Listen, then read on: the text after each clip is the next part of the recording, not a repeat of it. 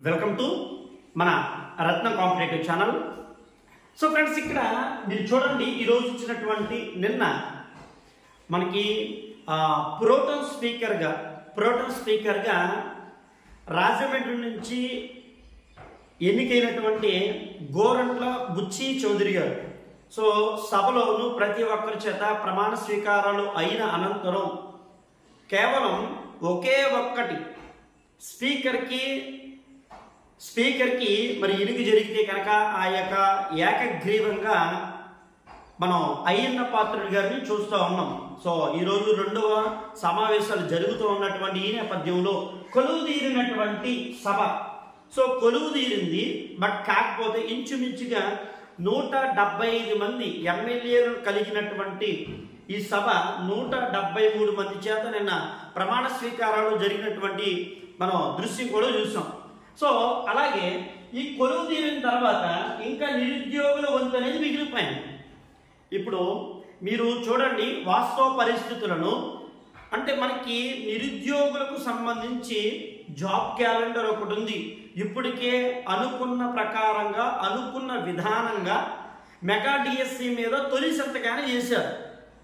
So Chandrababu గారు తొలి సంతకాన్ని 16,347 పోస్టులకు గాను సో మెగా డిఎస్సి సంతకం చేసి డిసెంబర్ 31 నాటికి వీటిని పూర్తి చేసేటువంటి ప్రక్రియను చేపట్టింది అని కూడా చాలా స్పష్టంగా విద్యాశాఖకు ఆదేశాలను జారీ చేశారు. సో దీన్ని మనం స్వాగతించాల్సినటువంటి విషయం. రెండోది, మరి ఇక్కడ నిరుద్యోగులకు సంబంధించి కేవలం ఇదేనా అంటే ఇక గ్రూప్ 1 ఉంది, గ్రూప్ 2 ఉంది, గ్రూప్స్ సంబంధించి అలాగే డిజిటల్ లైబ్రరీలు ఉన్నాయి, సచివాలయాల మీద పూర్తిగా వీటిని మరొకసారి అంటే ఆల్రెడీ సమీక్ష చేశారు, ఖాళీలు ఎన్ని ఉన్నాయన్నది కూడా సేకరించుకున్నారు. సో నిరుద్యోగులకు ఉద్యమాన్ని ఇచ్చేటట్టుగా సో ఖచ్చితంగా అయితే కనుక ఇంకా మిగిలిన వంతు ఎవరంటే నిరుద్యోగుల వంతు అనేది మిగిలింది. వాలంటీర్లు ప్రస్తుతం వాలంటీర్లు అయితే కనుక దాదాపుగా 2 లక్షల ఇంచుమించుగా గత ప్రభుత్వంలో 2,54,000 మంది. సో రియాలిటీ 2,50,000 మంది. 2,50,000 మందిలో 2,54,000 మంది రిక్రూట్మెంట్ అయినట్లు సో మనం చూస్తున్నాం గవర్నమెంట్ నుంచి కూడా. అలాగే ప్రస్తుతం ఉన్నటువంటి 1,08,000 మంది కావలసి ఉండగా 1,08,000 మంది కావలసి ఉండగా అందులో మొదటిగాను 70,000 మందికి రిక్రూట్మెంట్ కి సంబంధించి నోటిఫికేషన్ అయితే కనుక విడుదలవుతుంది 70,000 మందికి. సో మీరు కావాలంటే చెక్ చేసుకోండి గూగుల్లో ఇవన్నీ కూడా. అలాగే ఇక్కడికి 70,000 మందికి రిక్రూట్మెంట్ జరిగితే మరి ఎంపిక ప్రక్రియ ఏంటి అని చాలా మంది అడుగుతున్నారు. సో కొంతమంది ఇక్కడ సార్ ఖచ్చితంగా డిగ్రీ కంప్లీట్ అవ్వాలంటున్నారు ఏంటి సార్ అని. సో కొంతమంది మీరు ఆలోచించండి, ఇక్కడ వాలంటీర్ అంటే ఏంటి? స్వచ్ఛంద సేవకుడు అని అర్థం. సో గత ప్రభుత్వంలో 5,000 ఇచ్చింది, ఇప్పుడు 10,000 ఇక్కడ గౌరవ వేతనం కింద చంద్రబాబు గారు గతంలోనే హామీ ఇచ్చారు.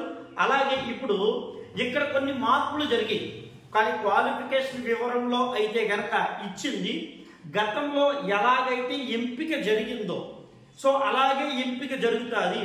అప్లికేషన్ అంతా కూడా మీరు ఆన్లైన్లోనే చేసుకోవాలి అని చాలా స్పష్టంగా కూడా చెప్పడం కూడా జరిగింది. సో ఎంపిక ప్రక్రియ అంతా గత విధానం గతంలో ఎలా జరిగింది? సో మినిమం 10th క్లాస్ ఉండాలండి, ఖచ్చితంగా 10th ఉండాల్సిందే సార్. మరి కొంతమంది డిగ్రీ ఉండాలి, సో రాత పరీక్ష ఉంటుంది, లేదంటే వాళ్ళ దగ్గర ఉండాలి వీళ్ళ దగ్గర ఉండాలని చెప్తా ఉన్నారు. కానీ అవి అయితే ఏమీ లేవు ప్రస్తుతం వరకు అయితే కనుక, అలాంటి పరిస్థితులు అయితే కనుక లేవు. సో ఈ విషయాన్ని దృష్టిలో పెట్టుకోండి. గవర్నమెంట్ ఇచ్చింది 70,000 అయితే కనుక ఆమోదం పొందింది. అలాగే సో చాలా చోట్ల ఇవన్నీ ఒకేసారి 70,000తోనే సరిపోతుంది అంటే 70,000తో సరిపోదు. సో రాష్ట్రం యొక్క ఆదాయ పరిస్థితులను దృష్టిలో పెట్టుకుని సో రాబడిని దృష్టిలో పెట్టుకుని ఇవన్నీ కూడా ఎదరికి వెళ్ళడం జరుగుతుంది. సో ఎవరో కూడా మీరేమి కంగారు పడవలసినటువంటి మీరేమి బాధపడకండి. ఖచ్చితంగా ఈ 70,000 అయిన తర్వాత మిగిలినటువంటి పోస్టులు కూడా 1 నెల 2 నెలలు 3 నెలలు మీరు గతంలో కూడా చూడండి. వైసీపీ గవర్నమెంట్ ఏం చేసింది? ఒకేసారి ఇవ్వల, ఎక్కడెక్కడ ఖాళీలు ఉన్నాయో సో ఏ జిల్లాలో ఖాళీలు ఉన్నాయో ఆయా జిల్లాల్లో 100 పోస్టులని 200 300 ఇలా ఖాళీలన్నీ భర్తీ చేసుకుంటూ వచ్చారు. సో మీకు ఈ 70,000 అయిన తర్వాత ఆయా జిల్లాలలో ఆయా మండలాల్లో ఉన్నటువంటి పరిస్థితుల ఆధారంగా జరుగుతాయి. అలాగే మరి వయో పరిమితి 30 సంవత్సరాలు అంటున్నారు. 30 సంవత్సరాలు అంటే మీరు ఆలోచించండి, అక్కడ వయో పరిమితి విషయంలో అయితే కనుక నాకు తెలిసినంత వరకు సో 40 to 44 మినిమం ఓసీ వారికి 42 ఇంచి, అలాగే 5 years అనేది ఖచ్చితంగా ఇవ్వడం జరుగుతుంది రిజర్వేషన్ క్యాండిడేట్కి. అంతేగాని ప్రభుత్వ ఉద్యోగాలకి అందించి ఇది 30 సంవత్సరాలు ఇస్తే కనుక ఇది మళ్ళీ ప్రభుత్వం మీద వ్యతిరేకత అనేది ప్రారంభమవుతుంది. దాంట్లో డౌట్ లేదు. అది చాలా మందికి చాలా డౌట్లు ఉన్నాయి కాబట్టి ఈ వీడియోలో అందరికీ కూడా మీకు పూర్తిగా తెలుస్తుంది. ఇక డిఎస్సి కోచింగ్ మన రాష్ట్రంలో ఉన్నటువంటి సో ప్రస్తుతం సవితారెడ్డి గారు బీసీ సంక్షేమ శాఖ మాత్యులు ప్రస్తుతం ఆవిడ తొలి సంతకాన్ని కూడా చేశారు. ఇది రాష్ట్రంలో ఉన్నటువంటి అన్ని జిల్లాలు, మొత్తం అన్ని జిల్లాలు, రీసెంట్ గా కూడా కొన్ని ప్రతిపాదిక జిల్లాలు వచ్చినాయి. మనకి వాస్తవంగా 13 జిల్లాలు ఉన్నాయి. 13 జిల్లాలు కాస్త వైసీపీ గవర్నమెంట్ 26 జిల్లాలు చేసింది. సో 26 జిల్లాలు కాస్త ఇప్పుడు కూటమి టీడీపీ 32 జిల్లాలు ప్రతిపాదన చేసింది. సో ఇవన్నీ ఫైనల్గా అవ్వాలి అంటే రాష్ట్రపతి ఆమోదం కావాలి. సో మనకి 13 జిల్లాల డేటానే ఉంటుంది. కాబట్టి 13 జిల్లాలకు సంబంధించి సో ఈ 13 జిల్లాలకు సంబంధించి ఇక్కడ సవితారెడ్డి గారు చాలా స్పష్టంగా ప్రతి జిల్లాకి బీసీ స్టడీ సర్కిల్ ఉంది. ఆ బీసీ స్టడీ సర్కిల్స్ లో మీకు ఉచితంగా కోచింగ్ మొదటి సంతకాన్ని పెట్టారు. సో మనం దీన్ని ఖచ్చితంగా ప్రతి ఒక్కరూ ఆహ్వానించారు. మీకు కొంతమందికి తెలియట్లే అంటే డిఎస్సి కోచింగ్ మీరు మీ జిల్లాలలో ఉన్నటువంటి బీసీ స్టడీ సర్కిల్ కనీసం మీకున్న చదువు పరిజ్ఞానాన్ని బట్టి దయచేసి అక్కడికి వెళ్ళి సో మన యొక్క జిల్లా ఏది ఎన్టీఆర్ జిల్లా అయితే ఎన్టీఆర్, లేదా గుంటూరు అయితే గుంటూరు, కర్నూలు అయితే కర్నూలు, ఆ కర్నూలు జిల్లాలో మీ జిల్లాలో బీసీ స్టడీ సర్కిల్ ఎక్కడ ఉంది సో దాని యొక్క ఫోన్ నంబర్ తీసుకుని మీరు కాల్ చేసి వాళ్ళ దగ్గరికి వెళ్ళి అడగండి.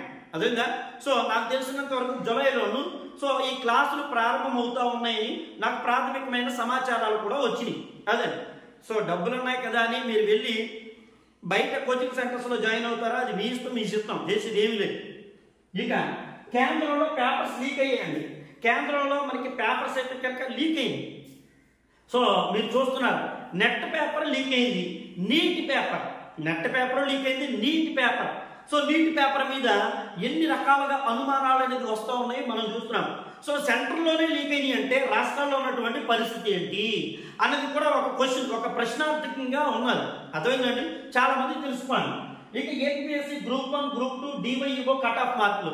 సో ఇప్పుడు ఇక్కడ చాలా మందికి అర్థం కావాలి. కొంతమంది సో రీసెంట్ గాను నా గురించి మళ్ళా నేను చాలా సంతోషం అండి, ఈ విషయంలో మాత్రం నేను చాలా సంతోషపడతా ఉన్నాను.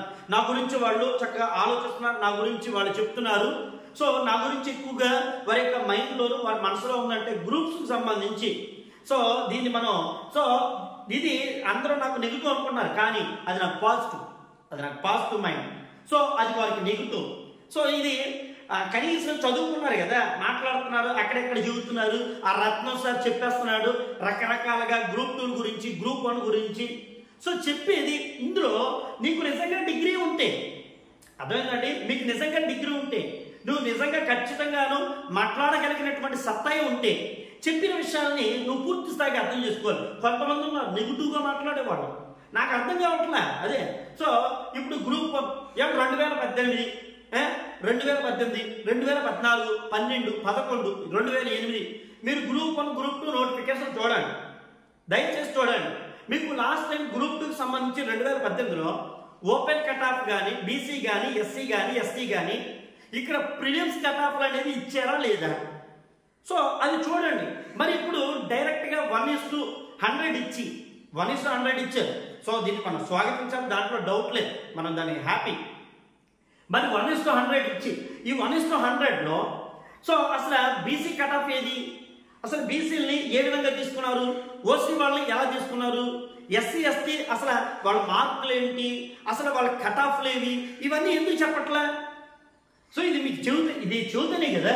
సో ఇక్కడ మీరు ఆలోచించండి, నేను చెప్పినటువంటి విషయాలు మీరు మాట్లాడే విధానంలో ఉండాలండి, అంతేగాని ఇక్కడ అలాగే కొంతమంది నాకు తెలిసినంత వరకు సో టీడీపీలో ఉన్నటువంటి సో దయచేసి ప్రతి ఒక్కరూ మీరు పోటీ పరీక్ష అభ్యర్థులందరూ ఈ రత్నం సార్ చెప్పేటువంటి విషయాలు దృష్టిలో పెట్టుకోండి, వాస్తవ పరిస్థితిని మీరు అర్థం చేసుకోండి, నెగిటివ్గా ఆలోచించకండి, నెగిటివ్ పరమైనటువంటి విధానాలు వేరు, అది ఓకేనా.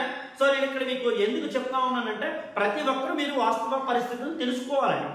సో గతంలో మొన్నటిదాకానేమో గ్రూప్ 2 నోటిఫికేషన్ ఇది ఎంత రాంగు వ్యర్థం, సో నోటిఫికేషన్లో ఎన్ని రకాల తప్పులు ఉన్నాయి, రిజర్వేషన్స్లోను ప్రతి రోస్టర్ పాయింట్లోనూ తప్పులే ఉన్నాయి. మాట్లాడినటువంటి అధికారంలో ఉన్నటువంటి సో అధికార ప్రతినిధులు సో టీడీపీ యొక్క ప్రతినిధులు ఇప్పుడు ఏమైపోయారు, ఇది క్వశ్చన్. మీరు ఆలోచించండి ఏమైపోయారు. సో గతంలో ఎంత విమర్శ అంటే ఇది వైసీపీ గవర్నమెంట్ ఇచ్చింది 1:100 కూడా ఇది వారిని ఉద్దేశించే సో వైసీపీ యొక్క కార్యకర్తలు చెందినటువంటి పిల్లలే ఎక్కువ మంది వెళ్తా ఉన్నారు అన్నటువంటి మీరు ఇప్పుడు ఎందుకు పోకపోయారు. సో ఇదొక చాలా మంది నిరుద్యోగ యువకుల్లో బాధాకరమైనటువంటిది. సో ఇది గౌరవనీయులైనటువంటి చంద్రబాబు గారు కానీ లోకేష్ గారు కానీ అలాగే సో ఉన్నటువంటి అధికార పార్టీకి చెందినటువంటి ప్రతి ఒక్కరూ ఈ విషయాలు గ్రూప్ 2 మీద డివైఓ సో డివైఓ అభ్యర్థులు 1:100 అడుగుతున్నారు తప్పుగా. సో మరి నేను ఇక్కడ చెప్పేది ఒకటే, ఆ కట్ ఆఫ్ మార్కులు వివరాలు ఇవ్వండి ఫస్ట్. సో ఈ వివరాలు ఇవ్వకుండా మెయిన్స్ ఇచ్చేసి సో చాలా మంది మెయిన్స్ వాయిదా వేయండి అని అడుగుతున్నారు, దీన్ని మనం స్వాగతించాలి, తప్పేమో లేదు అర్థమైందా. సో మెయిన్స్ని సో మీరు వాయిదా వేయండి అని, ఎందుకంటే చాలా మందికి సిలబస్ అవ్వలేదు, ఎన్నికల హడావిడిలో ఎన్నికల స్టంట్లో మేము బాధపడ్డాము, సో వారి అభ్యర్థులు కూడా మనం స్వీకరించాలి, తప్పేమీ కాదు అదేనండి. సో ఇలాంటి చాలా చాలా విషయాలు ఉన్నాయి, ప్రతి విషయం ఉంది. నేను ప్రతి విషయాన్ని గురించి క్షుణ్ణంగానే మీకు చెప్తా ఉన్నా. సో కొంతమందికి ఇవి అర్థం పద్దనట్లుగాను రకరకాలుగా వ్యవహరిస్తూ ఉన్నటువంటి తీర్పులు కనబడుతూ ఉన్నాయి. ఒక్కసారి దయచేసి ప్రతి ఒక్కరు కూడా మీరు ఆలోచన చేయండి అదేనండి.